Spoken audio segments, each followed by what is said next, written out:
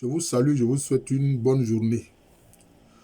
Alors, les Africains, en général, ont été choqués par l'attaque terroriste du 25 avril contre le Mali, contre le pays frère du Mali. Alors, quand on regarde l'objectif de ceux qui ont des assaillants, voilà. Ils ont attaqué Bamako, la capitale. Ils ont attaqué Kati, je peux dire la plus grande base militaire du pays. Ils ont attaqué Sévaré. Ils ont attaqué Gao. Hein, et ils ont attaqué aussi Kidal. On les a estimés à pratiquement 12 000 hommes. C'est l'une des attaques les plus massives qui ait lieu au Sahel. C'est une première. C'est une première. Alors, s'ils sont parvenus à tuer le général qui était ministre de la Défense et des anciens combattants, qu'on appelle Camara, Sadio Camara, c'est dire que leur objectif, c'était de décapiter l'État, c'est-à-dire tuer les dirigeants. Sans doute, ils ont essayé aussi de tuer le président de la transition, Assimi Goïta, et puis d'autres généraux, parce qu'il y a un autre général aussi qui est décédé, qui s'appelle Koné. Donc, c'est pour décapiter l'État, en tout cas les dirigeants. Cette façon de faire, ce qui consiste à tuer des dirigeants, c'est ce qu'on a vu notamment en Iran, avec les attaques récentes d'Israël et des États-Unis contre l'Iran. Tuer les dirigeants. C'est comme ça qu'Ali Khamenei a été tué, lui et plusieurs membres de son conseil révolutionnaire. Donc quand on fait ça, c'est pour mettre à mal le fonctionnement du pays. Ça, c'est clair. Voilà, il faut comprendre ça. Voilà. Quand on cherche à tuer les dirigeants d'un pays, c'est pour mettre à mal la gouvernance. Mais bien sûr, le pays peut pouvoir réagir promptement et rétablir les choses, parce que c'est comme ça. Et c'est ce qui s'est passé en Iran. Voilà. Mais au Mali, bon, ils ont tué 2 généraux. Voilà. Et puis, ils ont fait cette attaque massive-là. Et ils ont bénéficié de quoi? De renseignements. Ils ont bénéficié de renseignements satellitaires. Et qu'est-ce qui s'est passé? Ces gens-là, qui se disent djihadistes, on leur a appris l'usage des drones. Et justement, il y a l'Africa Corps, qui est une unité d'élite de la Russie, qui est dans le Sahel, notamment qui est au Mali. Ouais, c'est eux qui ont reconnu qu'il y avait des Ukrainiens dans l'attaque, ainsi que d'ailleurs des soldats de pays occidentaux, pour ne pas dire de l'OTAN. Parce que quels sont ceux qui ont intérêt à voir tomber le gouvernement du Mali actuel, du Burkina ou du Niger, c'est-à-dire le gouvernement des pays de l'AES? Mais ce sont ceux dont les armées ont été chassées du Sahel, de l'AES. Voilà. Le gouvernement français a été chassé. Je dis pardon. L'armée française a été chassée du Sahel et l'armée américaine aussi a été chassée du Sahel. Donc ces 2 pays ont intérêt à revenir d'une façon ou d'une autre. Vous comprenez? Donc c'est ça. Voilà. Donc les accusés, c'est une hypothèse qui tient debout. Parce qu'ils ont intérêt à revenir. Ils ont intérêt à revenir. Hein? Les pays qui ont accepté les bases sont tranquilles apparemment. Mais ceux qui ont refusé, qui les ont rejetés, sont attaqués. Voilà. Mais de toutes ces attaques-là, un peu partout, ces assaillants ont été repoussés. Puis ils sont allés à Kidal pour essayer de former un nœud à Kidal. Parce que Kidal est symbolique. Voilà.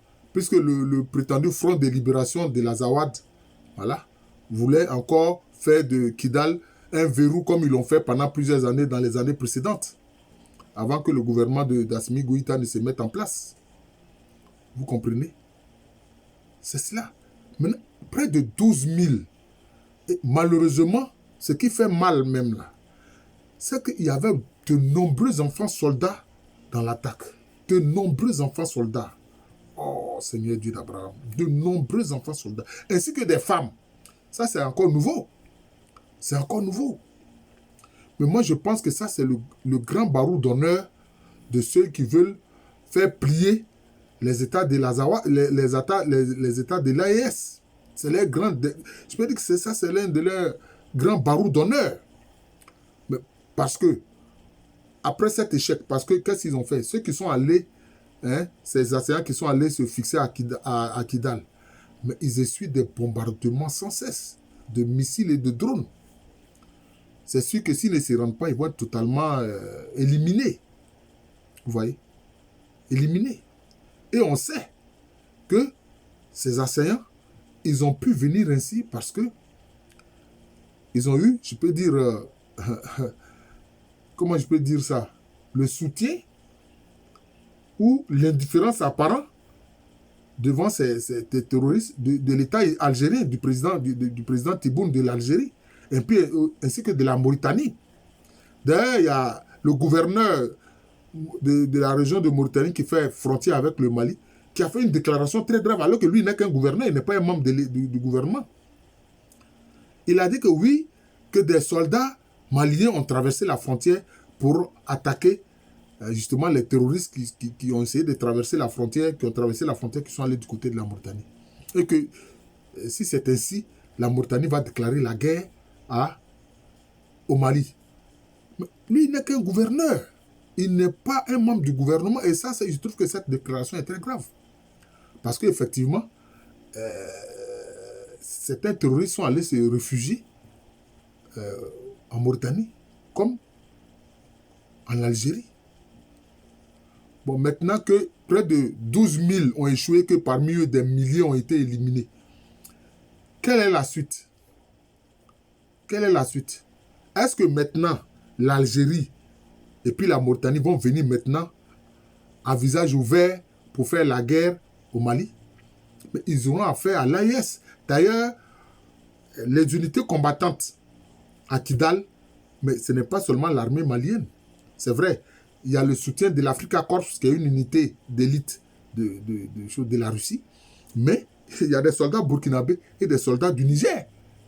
Ah oui, parce qu'il faut comprendre qu'aujourd'hui, attaquer l'un des membres des pays de l'AES, c'est attaquer les deux autres. Donc vous aurez affaire à trois armées. D'ailleurs, ils ont formé une unité conjointe de près de 15 000 hommes. Voilà ce qui se passe au Sahel. Il faut que les Africains soient informés. Et donc, ce qui se passe, ça risque de provoquer une déflagration dans toute la région, dans toute notre sous-région. Les pays côtiers ne sont pas tranquilles parce que de temps en temps, ces mêmes terroristes-là font des sortes de piqûres de rappel en attaquant des zones. Vous voyez? Regardez les actions de ces terroristes, notamment au Nigeria, dans la zone des Zamfara, de Sokoto, etc. Mais ils tuent plein de personnes, des innocents. Et moi, j'ai été surpris de voir le gouvernement nigérien demander l'aide des pays de l'Occident. Mais les pays de l'Occident, là, eux-mêmes, ils ont des problèmes. Ils ont des problèmes.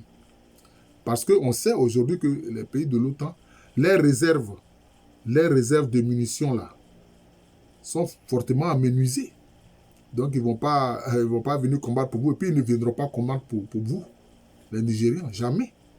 Peut-être tout au plus. Et puis, ils ne pourront pas même vous fournir des armes parce qu'eux-mêmes, les armes, là, les munitions sont réduites.